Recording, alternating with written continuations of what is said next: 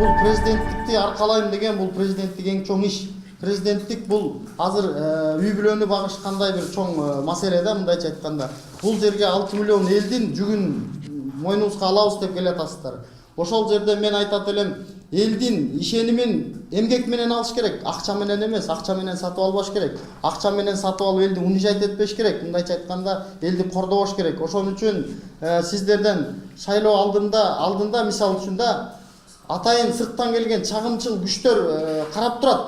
Эгерде эл топтолгон жер болсо, башка эле күчтөр бир нерсени жасап кетсе, ошол жерден элдер ким кылганын билбей калат да, анан сен күнөөлүү, мен күнөөлүү болуп туруп, үчүнчү күнөөлүүнү таппастан бири-бирибизди күнөөлөп жатып калабыз да. Мен ойлойт элем ошо талапкерлерге ошого элди алып чыгып бири-бирине мындай карама-каршы койгондон алыс болуңуздар. Эл журтка да кайрылат элем, мына башыбыздан эмнелер гана өтпөдү. Жөн гана саясий оюндун курмандыгы болуп, эртеңки күнү балдарыбыздан айрылып, же болбосо ата-энелеринен балдар айрылып, бул эч кимди жакшылыкка алып келбейт. Биз бул жерге бир кандидатты колдоп чыккан жокпуз.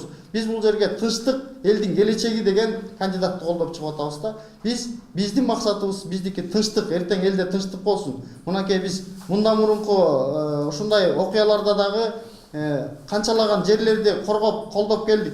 Анан президенттерге кайрылуубуз мына арасында айтылып атат, эми аны атайын кызматтар бар, далилдейт. Эгерде ошондой болгон болсо, сырткы күчтөрдөн акча алып, сырткы күчтөрдүн мындай бир көздөсү боюнча ошолордун кол баласы болуп, ошолордун ишин кылабыз дегендер бар экен. Аны далилдейт. Эгерде ошондой боло турган болсо, баягы эсиң барда этең жый деген сөз бар да. Ошого эгерде ошондойго жол бере турган болсоңор, кыргыз элинин алдында керт башыңар менен жооп бересиңер. Мекенчилердин алдында, кыргыз элинин алдында керт башыңар менен жооп бересиңер. Ушул талапты бардыгына жиберебиз. Эгерде жаңжал чыгып кетсе, бул жакшылыкка алып барбайт. Себеби мен айтат элем, сырткы күчтөрдүн кулу болгуча өз элиңердин уулу болуп, татыктуу келип, татыктуу элди келечекке сүйрөп кетесиңер, жетелеп кетесиңер деген ойдомун. Баягы өз элиңерге өзүңөр душман болбогула. Бетеге кетет бел калат, бектер кетет эл калат дейт. Саясат деле бүтөт, кымбаттуу, урматтуу журтум, элим. Эртеңки күнү саясат бүткөндөн кийин дагы бет карашып,